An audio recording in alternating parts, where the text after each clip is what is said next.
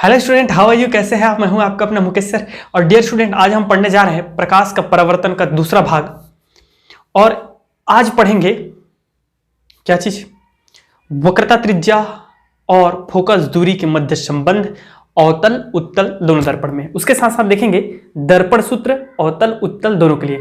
और एक most time P क्या चीज? लीनियर मैग्निफिकेशंस, रैखिक आवर्धन, जिसके फिर उसके बाद हमारा आ जाएगा फिर न्यूमेरिकल्स क्वेश्चंस, वो लगाएंगे। तो लेट्स स्टार्ट डियर स्टूडेंट।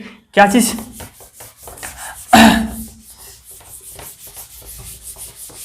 चलिए देख लेते हैं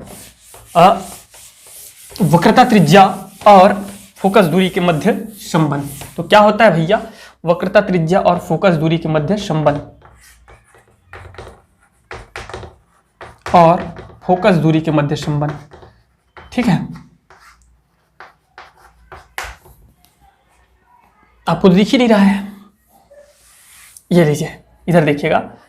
फोकस दूरी और वक्रता त्रिज्या के मध्य संबंध। तो क्या संबंध होता है वही हमको निकाल के दिखाना है अवतल और उत्तल दोनों दर्पण में। फर्स्ट ऑफ ऑल हम लोग देख लेते हैं अवतल दर्पण। जब भी दर्पण पढ़ते हैं याद रखिएगा अवतल दर्पण, तो वह मुख्य हमारा भूमिका है वो अवतल का है। और जब लेंस पढ़ते हैं तो उसमें हमारा मुख्य भूमिका किसका रहता है? उत्तल का रहता है। ठीक है, यह है हमारा लीड हीरो, वो साइड हीरो है। ठीक है, तो इसमें क्या होता है डियर स्टूडेंट, आप ध्यान दीजिएगा। इसमें कुछ कुछ चीजें, मुख्य चीज ये है कि जो दर्पण लिया जाता है अवतल दर्पण, उसका द्वारक क्या रखा जाता है? छोटा रखा जाता है। अब द्वारक क्या है, मुख्य अक्ष क्या है, ध्रुव क्या है, वो मैं प्रीवियस क्लास में आपको बता चुका हूं। ठीक है, द्वारक को छोटा रखा जाता है। द्वारक होती है ये डिस्टेंस को हम क्या बोलते हैं? द्वारक कहते हैं, एक्स वाई। ठीक है, यदि यहाँ पे मैं एक लाइन खींच दूंगा तो उसको बोलते हैं द्वारक। तो इसको थोड़ा छोटा रखा जाता है। क्यों रखा जाता है बताएंगे आपको। ठीक है, सपोज करो कि इसका देखो भाई, चित्र ही इसकी आत्मा है, पर ठीक है बिना चित्र के आप इसको जो है नहीं बना पाओगे।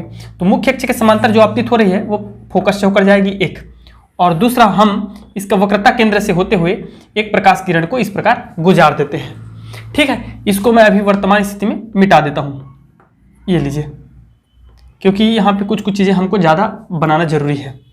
आप वर्णन ऐसा कर सकते हो, एक्स वाई एक अवतल दर्पण है। ठीक है, एक्स वाई एक अवतल दर्पण है जिसका द्वारक एक्स वाई है, जिसकी ध्रुव P, मुख्य फोकस F एवं वक्रता त्रिज्या C है। ठीक है, आपतित किरण, ये जो है आपतित किरण है, यहां आप नाम दे सकते हैं इसका A B C F, ये तो लिखा हुआ है। आपतित कोण, अपवर्तन कोण हो जाएगा I और परावर्तन कोण हो जाएगा R। अपवर्तन कोण हो जाएगा R। ठीक है, तो डियर स्टूडेंट आप सबको पता है, सब जानते हैं परावर्तन के नियम के अनुसार हमारा कोण AC ABC, ठीक है, बराबर हो जाएगा कोण CBF के। मतलब यह है कि angle I that is equal to angle R। Equation number 1। ठीक, सेकंड क्या है? सेकंड भी ध्यान दीजिएगा, एक चीज और बराबर है, और वो कौन सा चीज है ये देखिए। एकांतर कोण दिख रही है आपको? एकांतर मतलब समझते हैं, यदि दो समांतर रेखाएं हैं और उसमें से एक ट्रांसवर्जल, ये पैरेलल लाइन है, इसमें से एक ट्रांसवर्जल प्रतिच्छेदी रेखा बोलते हैं इसको, प्रतिच्छेदी रेखा जब जाती है तो Z बनता है, Z बनता है, F बनता है। इनका कुछ नियम होता है, यदि Z बन रहा है तो ये और ये दोनों क्या होती हैं? आपस में बराबर होती है, और इसी को हम लोग बोलते हैं एकांतर कोण। तो ये देखो, ये दो समांतर रेखाएं हैं, इसको आगे बढ़ाऊंगा तो समांतर रेखा बन गई। अब इसमें से एक जो है मैं, ये जो है ट्रांसवर्जल रेखा है, ये काट रही है, ऐसा काट रही है, ये FB, आगे बढ़ाऊंगा तो ये FB जो है काट रही है। ठीक है, किसको? इस दोनों रेखाओं को। तो यहां ध्यान से देखिए डियर स्टूडेंट, हमको दो एंगल मिल रहा है, या उसको मत देखो, ये वाला देखो, CB को देखिए, CB इसको काट रही है, दो पैरेलल लाइन को, इसको मत देखिए, CB को देखिए। तो ये I है, तो ये जो है इसके साथ क्या हो जाएगा? इक्वल हो जाएगा। मतलब कौन कौन सा एंगल? ABC बराबर हो जाएगा, ABC बराबर हो जाएगा BCF के। किसके? BCF के। होगा कि नहीं होगा? इतना सबको समझ में आ गया है? Equation number 2।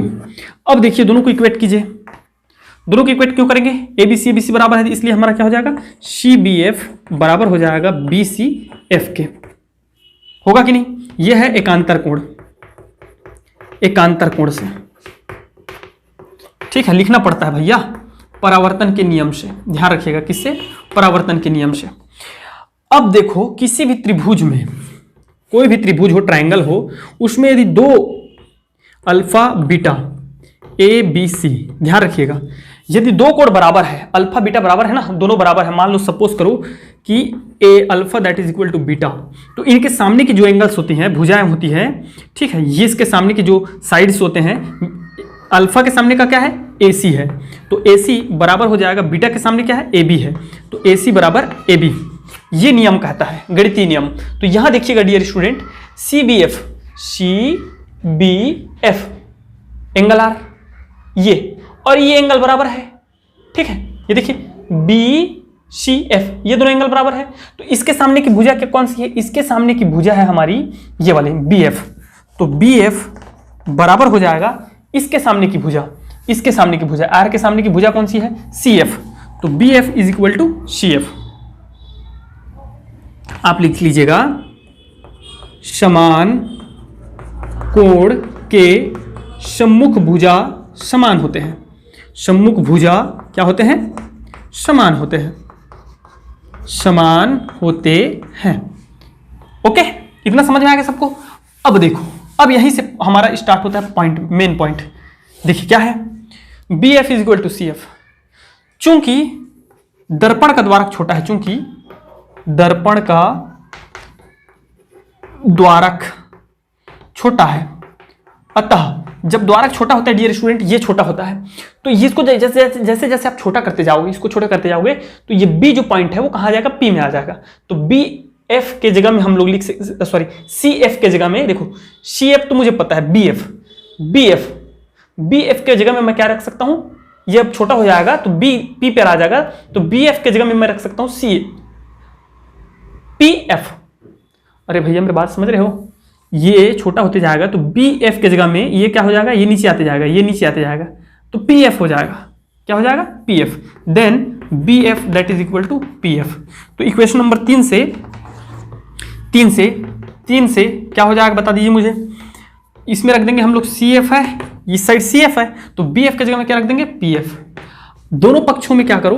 दोनों पक्षों में हम लोग क्या करते हैं? पी एफ जोड़ देते हैं। पी एफ जोड़ने पर, तो जोड़ दीजिए जोड़ने पर, तो ये हो जाएगा C F plus P F that is equal to P F plus P F. समझ में आ रहा है? तो C F plus P F क्या हो जाएगा? दूरियां हमेशा ध्रुव से नापी जाती है, ध्यान में रखिएगा। चिन्ह प्रॉपर्टी का यूज करेंगे भी हम लोग, और इससे पहले वाला क्लास अगर अटेंड नहीं किए हो तो मत पढ़ो, बेसिक वहां है मेरे भाई, मेरे दोस्त, मेरे यार, समझ में आ रहा है? बेसिक वहां है, दूरियां कैसे नापी जाती है वहां है, किसको क्या कहते हैं वहां है, प्रतिबिंब निर्माण कैसे होती है वहां है। तो यहां क्या कर रहे हो? जाओ, तो C F plus P F, P F plus C F, यहां से यहां पूरा को जोड़ दीजिए। तो हम सब लोग जानते हैं ध्रुव से वक्रता केंद्र की दूरी को बोलते हैं वक्रता त्रिज्या, तो इसके जगह में मैं रख दूंगा R that is equal to P F. P F क्या हो जाएगा? 2pf। 2 और पी एफ क्या है? मुख्य फोकस की दूरी को बोलते हैं फोकस दूरी, स्मॉल एफ। ये हो गया, लेकिन इसको सीधा ऐसा नहीं रखा जाता, इसमें हमको काम करना पड़ता है, चिन्ह परिपाटी का यूज करना पड़ता है। क्या करना पड़ता है? चिन्ह परिपाटी का यूज करने पर, चिन्ह परिपाटी। पहले इसको एक काम करते हैं, सी एफ पी एफ को क्या कर देता हूं मैं? डायरेक्ट सी पी लिख देता हूं, पीसी लिख देता हूं, पीसी। ये और ये को जोड़ोगे तो पीसी नहीं होगा जी, और दैट इज इक्वल टू, इसको मैं लिख सकता हूं 2pf। अब लिखो चिन्ह परिपाटी का यूज करने पर, कैपिटल है ना, चिन्ह परिपाटी, चिन्ह परिपाटी। तो चिन्ह परिपाटी से हम सब जानते हैं पीसी, जिधर आपतित होती है, जिधर प्रकाश किरणें आपतित होती है, उधर की दूरी को हमेशा पॉजिटिव लिया जाता है, तो ये हो जाएगा पॉजिटिव, ठीक है। तो ये तो पॉजिटिव हो जाएगा, और पीसी का वैल्यू क्या है? आर है, तो R that is equal to 2pf। ये भी पॉजिटिव होगा क्योंकि इधर से आपतित हो रही है, तो ये हो जाएगा स्मॉल एफ। तो वक्रता त्रिज्या हमेशा अवतल दर्पण में, वक्रता त्रिज्या हमेशा फोकस दूरी के दुगनी होती है। कितना गुना होता है? दुगनी होती है। या आप लिख सकते हैं एफ उधर भेज दीजिएगा, तो फोकस दूरी वक्रता त्रिज्या की आधी होती है। समझ में आ गया सबको अच्छे से? जिसको डाउन नोट करना हो कर सकते हैं। 2-3 चीजों को ध्यान में रखिएगा। पहले परावर्तन नियम का यूज करना है, फिर एकांतर कोण का यूज करना है, ठीक है। सम्मुख भुजा, यहाँ गणितीय संबंध यूज करना है। मैं आपको जैसे कि बताया था alpha beta A B C है, तो अल्फा के सामने और बीटा के सामने के भुजा अर्थात ए बी बराबर आपका ए सी दोनों क्या होंगे, बराबर होंगे। यदि और यदि इफ क्या होगा, alpha that is equal to beta होगा तब। तो ऐसे आपको पूरा जो है बनाना है और याद रखना है वक्रता त्रिज्या फोकस दूरी की दुगनी होती है। चलिए देखते हैं उत्तल दर्पण में।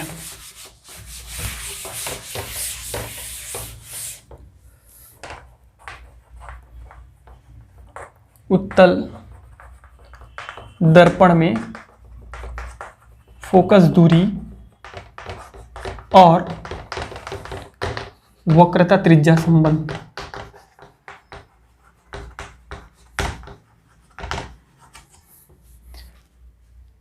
इधर नहीं दिख रहा है, मत देखो उसको, कोई टेंशन नहीं है उसका, लिखा हुआ है उत्तल दर्पण में, ठीक है, संबंध है। तो देखिए कैसे करना है आपको, इधर देखिए भाई, इसका जो चित्र है ना वही यही इसकी आत्मा है, परमात्मा है, इसका प्राण है, ठीक है, इसलिए इसको थोड़ा सा ध्यान से बनाया करें। इस प्रकार ये है हमारा एक उत्तल दर्पण, ठीक है, ये है इसकी मुख्य अक्ष।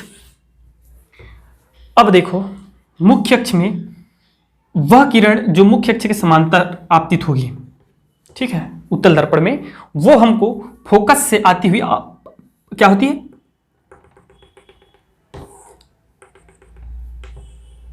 आभास होता है।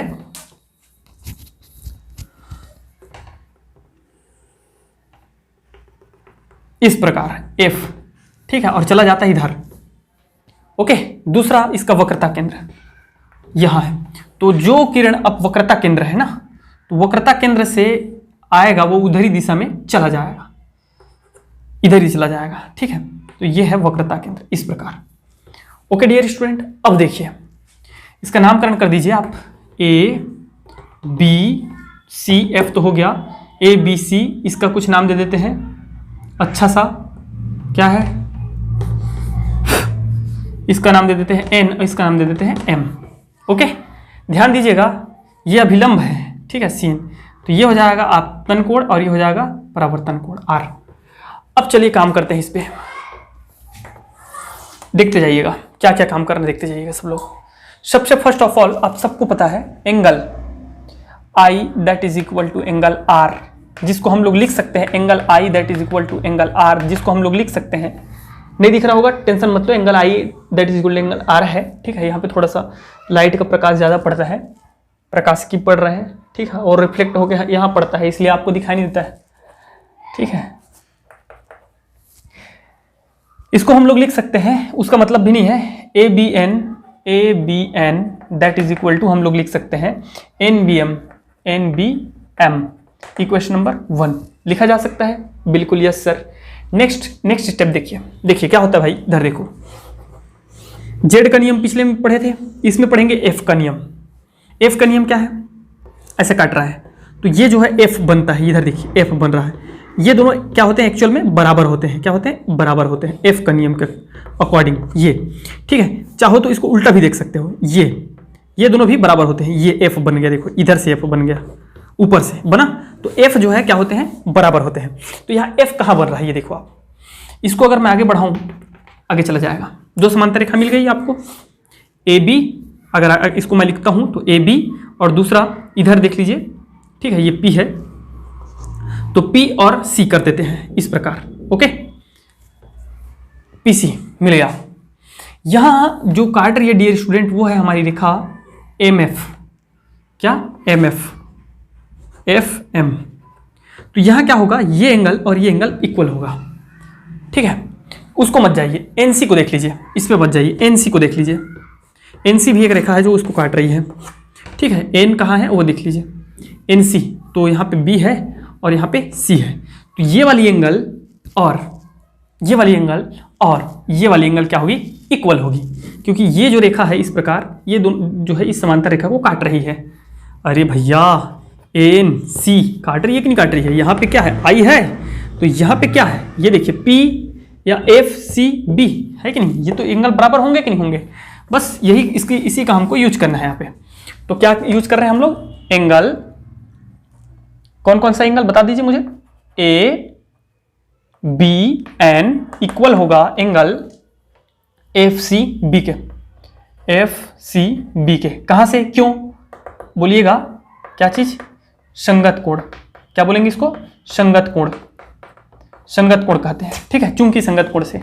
एक और देखिएगा, शीर्षाभिमुख, शीर्षाभिमुख कोण किस कहते हैं, ये देखिए, ये तो इधर से जो कोण बनेगा अल्फा, इधर से जो कोण बनेगा बीटा, तो वो दोनों कोण भी आपस में क्या होता है, शीर्षाभिमुख, दोनों का शीर्ष मिल रहा है।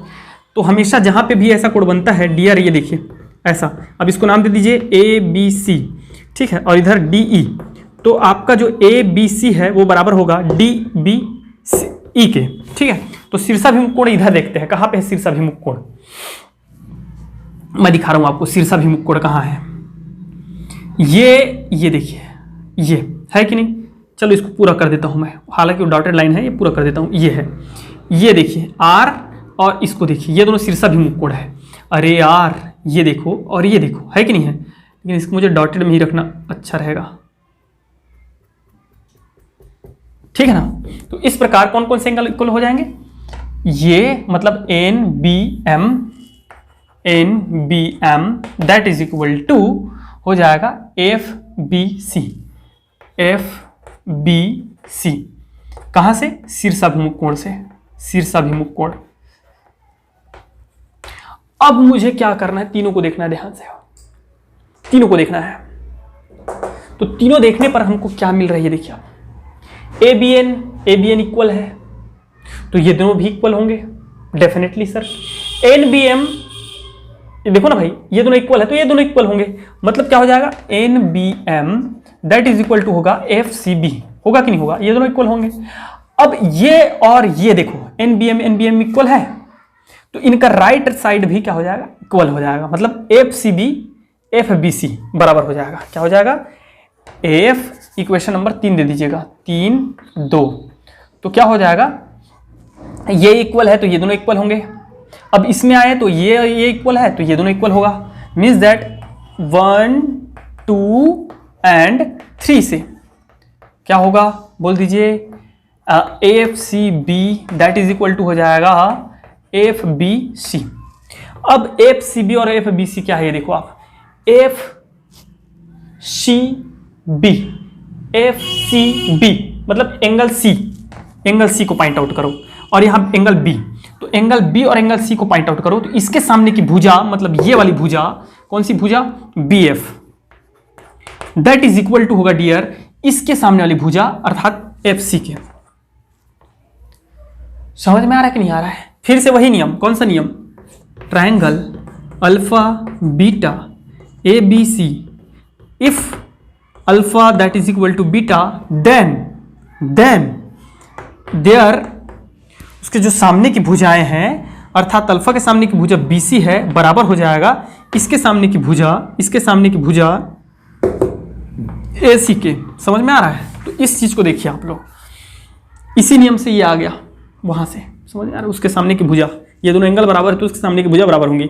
अब दोनों पक्षों में क्या करो, पक्षों में पी एफ जोड़ दीजिए। पी एफ मत जोड़ो, पहले इसका देखो, पहले देखिए, द्वारक छोटा है, दर्पण का द्वारक छोटा है, तो दर्पण का द्वारक छोटा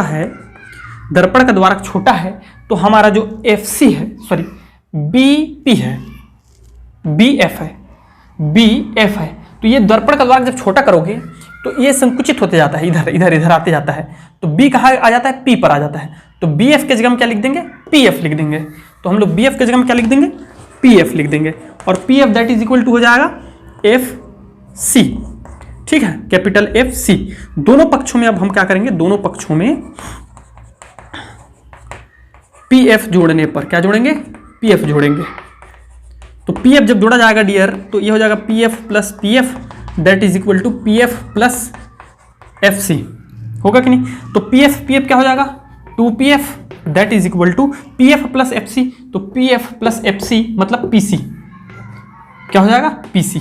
चिन्ह परिपाटी से आप सबको पता है, चिन्ह परिपाटी से, ठीक है, ये हो जाएगा पॉजिटिव, सॉरी दोनों हो जाएगा नेगेटिव, क्योंकि किरण इधर से जा रही है, तो 2 PF के जगह में हम क्या रख सकते हैं, PF के जगह में रख सकते हैं फोकस दूरी, मतलब -2f हो जाएगा, स्मॉल f, क्योंकि उधर है ना भाई, किरण इधर से आपतित हो रही है, तो जिधर से किरण आपतित होती है उधर का दूरी को हमेशा पॉजिटिव लिया जाता है और अपोजिट डायरेक्शन में इधर को नेगेटिव लिया जाता है।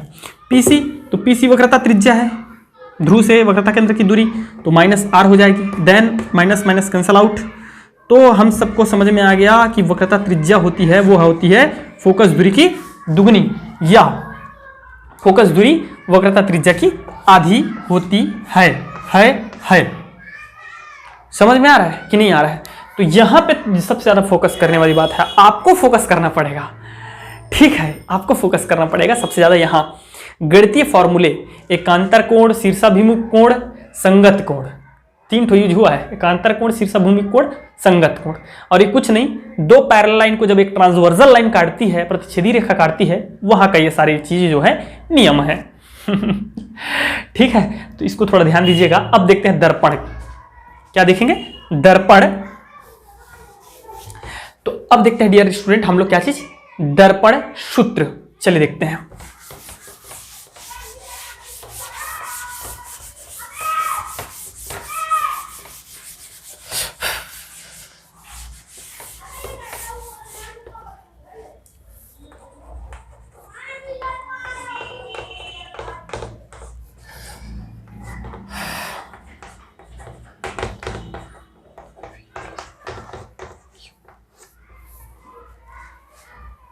तो डियर स्टूडेंट अब देखते हैं हम लोग दर्पण सूत्र। फर्स्ट इसको देखते हैं अवतल दर्पण के लिए, ठीक है, अवतल दर्पण के लिए। तो अवतल दर्पण के लिए देखना है भैया, तो अवतल दर्पण का जो चित्र होता है उसको देख लीजिए, पहले देख लीजिए डायग्राम, ठीक है। माना कि आप लोग लिख लीजिएगा, मैं यहाँ बना रहा हूँ, ठीक है। माना कि आप लोग भी बनाना है और लिखना भी है। माना कि XY एक अवतल दर्पण का द्वारक है, एक अवतल दर्पण जिसका द्वारक XY है तथा जिसकी ध्रुव P है, जिसकी ध्रुव P है, जिसके सामने एक वस्तु रखी हुई है जिसका एक किरण वक्रता केंद्र पर आपतित होती है, वक्रता केंद्र पर आपतित होती है और परावर्तन के नियमों का पालन करते हुए उसी दिशा में निर्गत हो जाती है, ठीक। दूसरा ध्यान दीजिएगा, दूसरा जैसे सपोज करो यहाँ पे हमारा एक वस्तु है, ठीक है, वस्तु है, इस प्रकार एक वस्तु खड़ा हुआ है, AB एक वस्तु है, ठीक है। दूसरा इसका जो है ध्रुव पर आपतित होती है जो परावर्तन के नियम को पालन करते हुए निर्गत हो जाती है, ठीक है, इस प्रकार। तो हमको जो प्रतिबिंब मिलेगा डियर स्टूडेंट वो यहाँ मिलेगा, और ये कैसे मिलेगा, B डैश A डैश उल्टा एवं वास्तविक, सब चीज मैं पढ़ा चुका हूँ आपको, ठीक है, कैसे प्रतिबिंब निर्माण होता है सब चीज पढ़ा चुका हूँ, ठीक है। इतना चीज समझ में आ गया सबको अच्छे से, ओके। अब देखिएगा क्या देखना है, ये देखो त्रिभुज, ये सब लिखने के बाद आप ये बता सकते हो वस्तु की दूरी, वस्तु की दूरी। तो वस्तु की दूरी क्या है बताइए मुझे, वस्तु की दूरी है PB। तो वस्तु कहाँ है, लेफ्ट साइड में है, और जहां से किरण आपतित हो रही है उधर ही है, तो इसको हम लोग को लेना पड़ता है ऋणात्मक, तो -u वस्तु की दूरी। प्रतिबिंब की दूरी, तो प्रतिबिंब किधर है, ये भी इसी साइड में है, PB डैश, तो ये हो जाएगा -v, समझ में आ रहा है डियर। और F है, फोकस है, तो फोकस दूरी आप सबको पता है, ये भी लेफ्ट साइड में है, और चूंकि PB डैश है, क्या है, सॉरी, ये देखो प्रतिबिंब बन कहाँ रही है, प्रतिबिंब बन कहाँ रही है, ये देखिएगा, या वक्रता त्रिज्या देख लीजिए, वक्रता त्रिज्या यहाँ है, वक्रता त्रिज्या यहाँ है, और वक्रता त्रिज्या ये है। तो वक्रता त्रिज्या क्या हो जाएगी, फोकस दूरी को रहने दीजिए, फोकस दूरी भी यहाँ ऋणात्मक होगा, लेकिन वक्रता त्रिज्या देख लीजिए, वक्रता त्रिज्या, तो वक्रता त्रिज्या क्या है, PC, that is equal to है -r, ठीक है। इतना चीज बता दीजिए। अब देखिए त्रिभुज ABC, वहां देखिए त्रिभुज ABC समरूप है त्रिभुज A dash B dash C के, है कि नहीं, ABC समरूप है A dash B dash C के। अब समरूपता सिद्धि कैसे करते हैं, कोण, ठीक है, एंगल, साइड एंगल, बहुत सारे नियम है, अब जिसमें दो चीज देख लीजिए, एक तो 90 एंगल ये बना रहा है लंबवत है, एक तो 90 एंगल ये बना रहा है लंबवत है, और इन दोनों में ये दोनों शीर्षाभिमुख कोण है, मतलब ये दोनों कोण क्या है, उभयनिष्ठ है। तो दो तो एंगल तो हो ही गया, हुआ कि नहीं हुआ, तो एंगल से ये क्या समरूप है। तो अब देखिए समरूप है, तो इस प्रकार इसका लंब, इस त्रिभुज का लंब क्या है AB बटे इस त्रिभुज का आधार क्या है BC, बराबर होगा इस त्रिभुज के जो छोटा त्रिभुज दिख रहा है A' B' C' उसके लंब और आधार के B' C। समझ में आया कि नहीं आया, पहला इक्वेशन। दूसरा इसी प्रकार एक और त्रिभुज है, दो त्रिभुज और है, त्रिभुज वो भी समरूप है। कौन कौन सा, इधर देखो ना, ABP समरूप है A', B' के, है कि नहीं है। तो यहां ABP में लगाइए समरूपता का नियम, AB बटे BP, उधर देखिए आप लोग लंब बटे आधार, तो A', B' बटे B' हो जाएगा।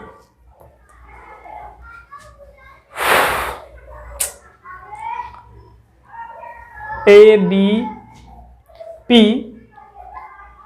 ठीक है, ABP A', B' के, तो ये इक्वल कैसे होगा यार,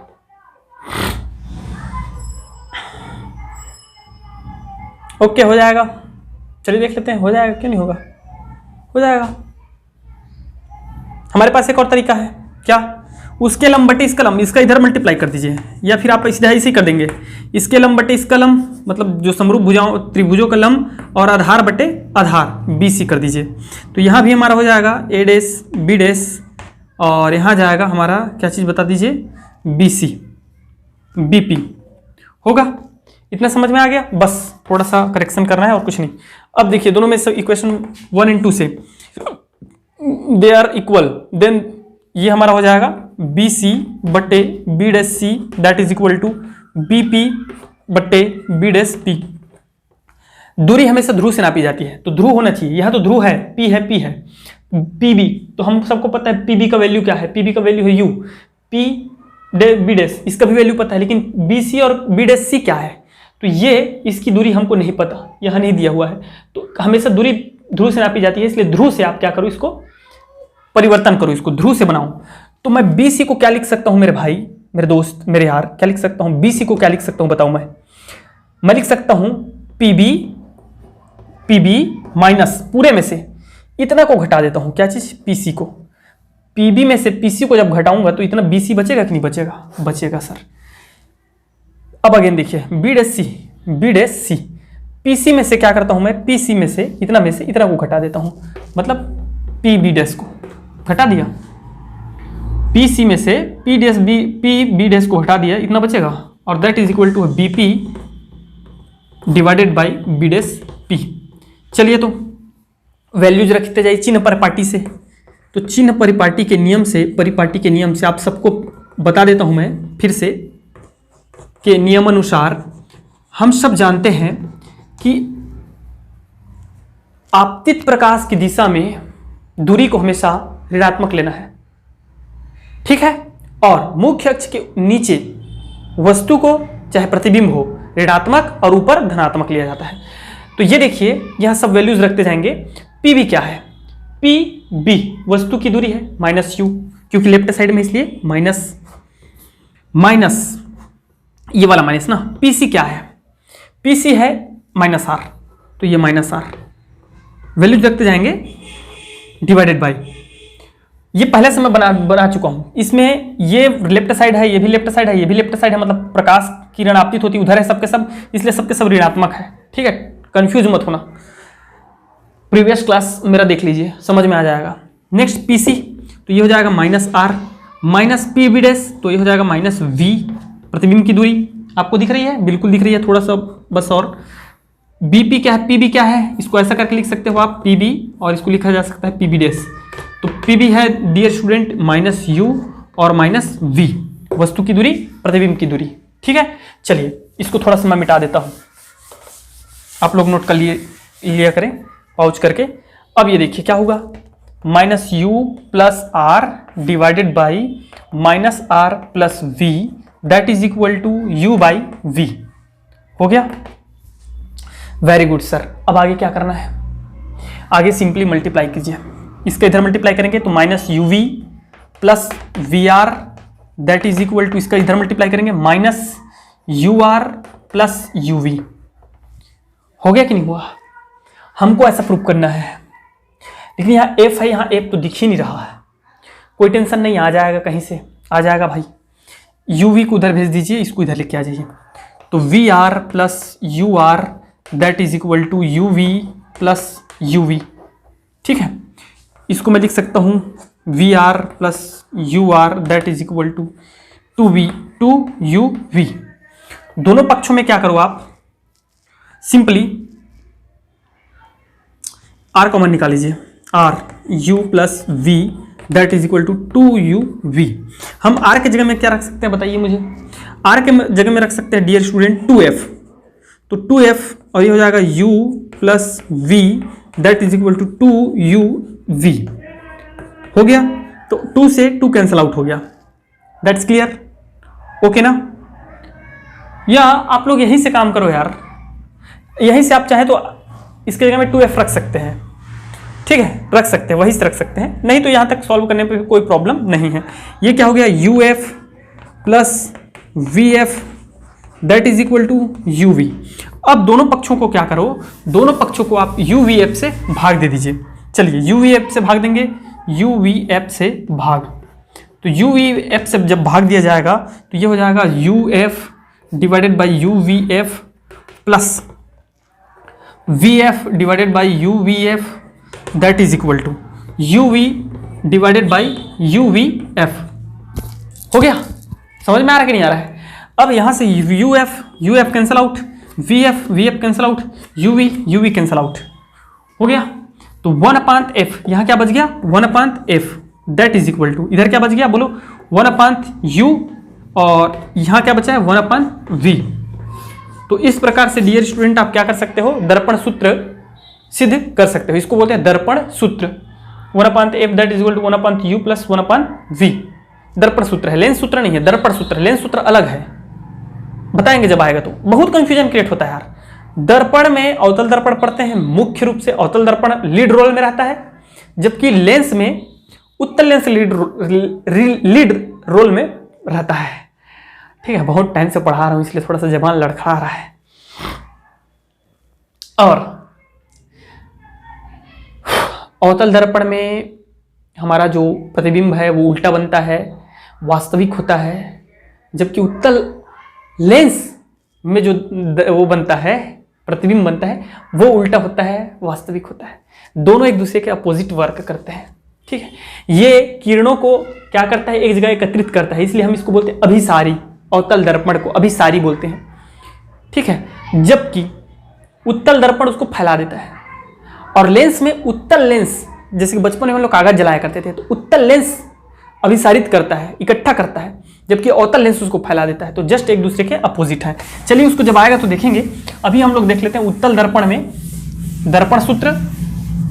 ठीक है, तो क्या हो जाता है उत्तल दर्पण में दर्पण सूत्र, ये देखते हैं।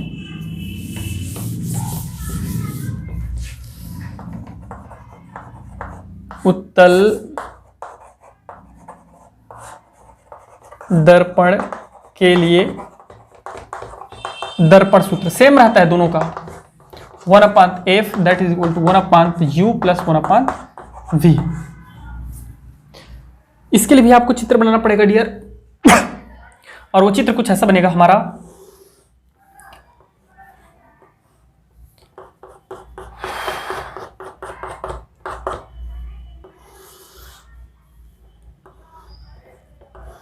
ये ध्यान रखिएगा, वस्तु ये है AB, और AB वस्तु से आने वाली एक किरण इसके ध्रुव पर आएगी। तो ध्रुव पर जो आएगी वो इसी दिशा में जो है परावर्तन के नियमों का पालन करते हुए निर्गत हो जाएगी। एक दूसरा, इसके फोकस पर नहीं, इसके वक्रता केंद्र पर आती है, वक्रता केंद्र पर ऐसा। तो ये इसी दिशा में क्या हो जाएगी, परावर्तित हो जाएगी। ठीक है, और हमको केवल क्या होगी, आती हुई प्रतीत होगी। ये प्रतीत होगी, कहां से आ रही है, वक्रता केंद्र से, इस प्रकार। ठीक है, प्रतीत होती है, इसीलिए हम इसको, इसमें जो वो बनता है, प्रतिबिंब बनता है, वो आभासी बनता है। ठीक है, तो ये आगे बढ़ाइए इसको, ये इधर से आते हुए प्रतीत होगी आपको, इधर से। ठीक है, इधर से आ रही है, देखो इधर इधर इधर से आ रही है, तो यहाँ पे दोनों किरणें मिल रही हैं, तो यहाँ पे हमारा बन जाएगा प्रतिबिंब। कहाँ बन जाएगा? यहाँ पे बन जाएगा प्रतिबिंब, ए डेस बी डेस। फोकस को मारो गोली, कोई जरूरी नहीं है फोकस, ए डेस बी डेस। आपको वर्णन ऐसा कर देना है, माना कि एक उत्तल दर्पण जिसका द्वारा के एक्स वाई है तथा ध्रुव पी है, जिसके सामने एक ए बी वस्तु रखा गया है, जिससे एक किरण एक किरण वक्रता केंद्र पर आपतित होती हुई प्रतीत होती है एवं दूसरी किरण ध्रुव पर आपतित होती है और वह परावर्तन के नियमों का पालन करते हुए निर्गत हो जाती है।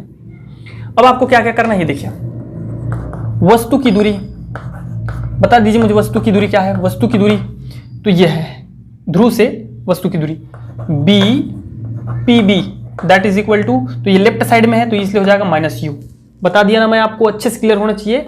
लेफ्ट साइड से जिधर से प्रकाश की किरण आ रही उधर दूरी को हमेशा, चाहे वस्तु की दूरी हो, प्रतिबिंब की दूरी हो, वक्रता त्रिज्या हो, वक्रता जो है फोकस दूरी हो, आपको ऋणात्मक लेना है और दूसरे पक्ष को धनात्मक लेना है, तो माइनस हो जाएगा। प्रतिबिंब की दूरी, प्रतिबिंब की दूरी तो ये हो जाएगी P B dash that is equal to minus V. वक्रता त्रिज्या, तो वक्रता त्रिज्या डियर स्टूडेंट हमारा है, देख लीजिए क्या चीज़ है, पी आर पी सी होगा, तो P C is equal to, ये माइनस नहीं होगा पॉजिटिव होगा, उधर प्रतिबिंब बन रहा है और ये भी पॉजिटिव होगा। ठीक है, अवतल दर्पण में आपने देखा था नेगेटिव था, यहाँ पॉजिटिव होगा।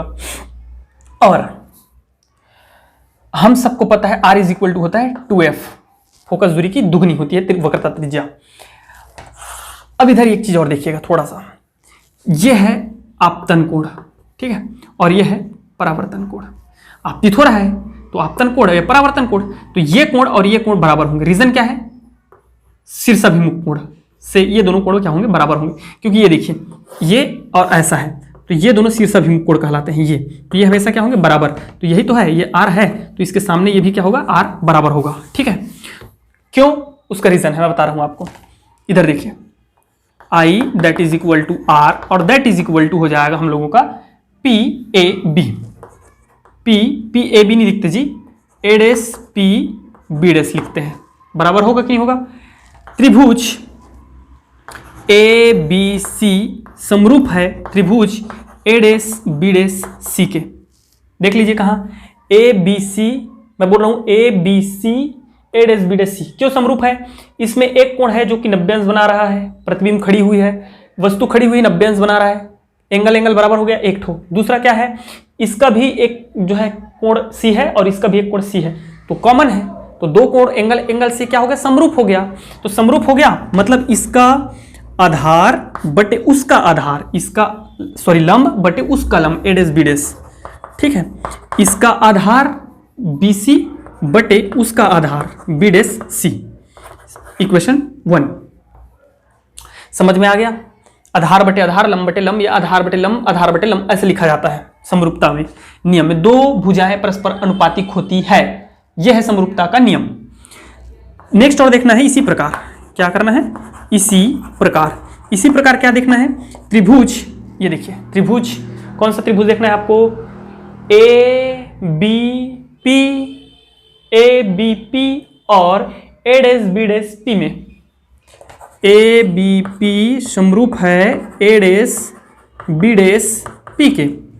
तो ए बी पी में देखना है डियर स्टूडेंट, क्यों समरूप है ये देख लो आप। ये दोनों इसलिए समरूप है मेरे भाई मेरे दोस्त, रीजन है आई बराबर आर।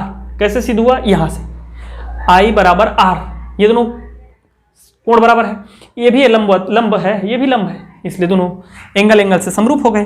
तो ए बी इसका लंब बटे उसका लंब ए डेस बी डेस, इसका आधार बीपी या पीबी बटे उसका आधार पी बी डेस।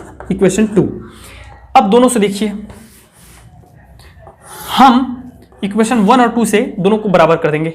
लेफ्ट साइड बराबर है इसलिए राइट साइड बराबर हो जाएगा, और मुझे मिल रहा है P B divided by P B dash that is equal to दे रहा है मुझे B C divided by B dash C. भाई दूरी हमेशा ध्रुव से नापते हैं, तो ध्रुव क्या है? पी है, पी होना जरूरी है। यहाँ तो है लेकिन यहाँ नहीं है, तो वहां लाओ। कैसे लाना है ये देखो, इधर देखो, हम लोग इसको लिख सकते हैं, इसी को आगे बढ़ा देता हूं मैं, क्या लिख सकता हूं, दैट इज इक्वल टू लिखा जा सकता है BC की जगह में, देखिए BC पूरा ये BC, तो इसको मैं कैसे लिख सकता हूं, PB प्लस इतना, BC को मैं क्या लिख सकता हूं, PB प्लस PC। अरे भाई इतना और इतना को जोड़ूंगा तो क्या हो जाएगा, BC हो जाएगा ना कंप्लीट, डिवाइडेड बाई B' को क्या लिख सकते हैं, B' को, तो PC पूरे में से इतना को घटा, सॉरी B' है ना इतना को, तो पूरे में से इतना को घटा दीजिए, माइनस PB', इतना में से अगर मैं इतना को घटाऊंगा तो B' नहीं आएगा क्या, B' लिख सकते हैं। अब चिन्ह परिपाटी नियम का पालन कीजिए, चिन्ह परिपाटी से, ये जो कि मैं पहले बना चुका हूं, तो BP का जगह में हो जाएगा, देखो इसको रिप्लेस करके मैं ये लिखा हूं, PB के जगह में हो जाएगा वस्तु की दूरी, तो वस्तु इधर है लेफ्ट साइड में, तो माइनस U डिवाइडेड बाय प्रतिबिंब की दूरी positive V, that is equal to, आप लोग देखते रहिए, मैं नहीं देख रहा हूं, मुझे पता है, ठीक है। ये देखिए क्लास थोड़ा बड़ा हो गया इसलिए थोड़ा सा मैं जल्दी करने का प्रयास कर रहा हूं। PB क्या है, अगेन वस्तु की दूरी माइनस U, PC क्या है, वक्रता त्रिज्या R, और जो कि किधर है वक्रता त्रिज्या उसकी राइट साइड में है, तो पॉजिटिव होगा, तो उसके जगह में हम लोग रख सकते हैं 2F divided by PC, 2F रख सकते हैं, वक्रता त्रिज्या माइनस PB', तो ये हो जाएगा V। मल्टीप्लाई करो सिंपली, इसका इधर मल्टीप्लाई कर दीजिए, इसका इधर मल्टीप्लाई कर दीजिए, तो ये हो जाएगा minus 2UF minus minus plus VF, that is equal two plus minus minus UV, और ये हो जाएगा प्लस 2VF। हो गया यार, हाँ मिटा दूं इसको, पॉज करके नोट कर लीजिए, इतना ही लगेगा, टेंशन ना ले। इसको इधर लेके आ जाओ, इसको इधर लेके आ जाओ, या इसको उधर लेके चले जाओ, इसको उधर लेके चले जाते हैं, और इसको इधर लेके आ जाओ, तो ये हो जाएगा 2UV, UV है उसको इधर लेके आऊंगा तो माइनस हो जाएगा प्लस 2VUV, और इसको उधर लेके चला जाता हूं तो 2VF प्लस 2UF, ये नहीं जुड़ेगा, एक में U है एक में V है। अब दोनों पक्षों से मैं क्या कर सकता हूं, 2 कॉमन निकाल के काट सकता हूं, तो ये हो जाएगा 2 कॉमन निकाल दीजिए, ठीक है। ये कॉमन मत निकालो, एक काम करो आप, क्या करो, कॉमन निकालो यार, ठीक है। दोनों पक्षों को क्या करो, दोनों पक्षों को UVF से भाग दे दो, दोनों पक्षों को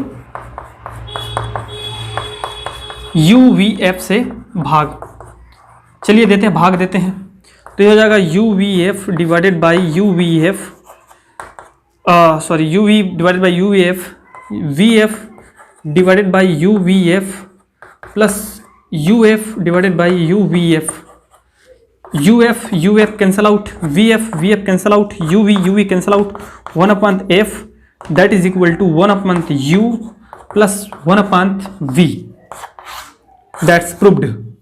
ओके, दर्पण सूत्र समझ में आ गया, very good, thank you very much.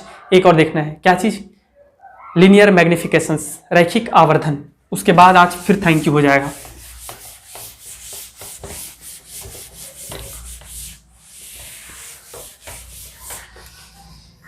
रैखिक आवर्धन जिसको हम लोग इंग्लिश में बोलते हैं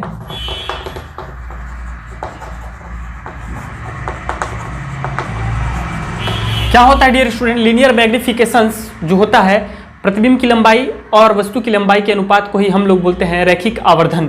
इसको शो किया जाता है m से, small m, that is equal to height of image, height of object, ठीक है। हिंदी में लिखना चाहे तो प्रतिबिंब की लंबाई, प्रतिबिंब की लंबाई डिवाइडेड बाय वस्तु की लंबाई, वस्तु की लंबाई, ठीक है, ये होता है। चलिए देखते हैं क्या होता है। तो फिर इसके लिए अवतल दर्पण और उत्तल दर्पण में इसका क्या फॉर्मूला बनता है, अवतल दर्पण के लिए क्या फॉर्मूला है, उत्तल दर्पण के लिए क्या फॉर्मूला है। तो फिर से वही आपका चित्र रहेगा जो कि हमने अभी डायग्राम जो इसको मिटा चुके हैं। अवतल दर्पण के लिए कैसे बना था, ये देखिए, अवतल दर्पण के लिए बना था डियर कुछ इस प्रकार, ए बी है, एक जो है अवतल दर्पण है यदि ये, तो कुछ ऐसा सरसरी तरीके से थोड़ा फास्ट बना लेंगे, ठीक है, मुख्य अक्ष के समांतर नहीं, इस प्रकार बना था। और ये ठीक है, एक केंद्र से गया था तो उसी दिशा में वापस, एक ध्रुव में पड़ा था तो इधर चला गया। ठीक है, और ये हो जाएगा हम लोगों का बी डैश ए डैश अवतल दर्पण के लिए। था कि नहीं था? बिल्कुल था सर। त्रिभुज में देखते हैं, त्रिभुज ए डैश बी डैश पी और ए बी पी में, मतलब त्रिभुज ए बी पी समरूप है त्रिभुज ए डैश बी डैश पी में, पी के। तो जब समरूप है डियर स्टूडेंट, कैसे समरूप है ये भी देख लो, A B P, A dash B dash P, यहाँ एक एंगल 90 एंगल है, यहाँ भी एक एंगल 90 एंगल है भाई, एंगल एंगल हो गया पहली बात। दूसरी बात ये देखिए, ए बी पी और ए डैश बी डैश पी,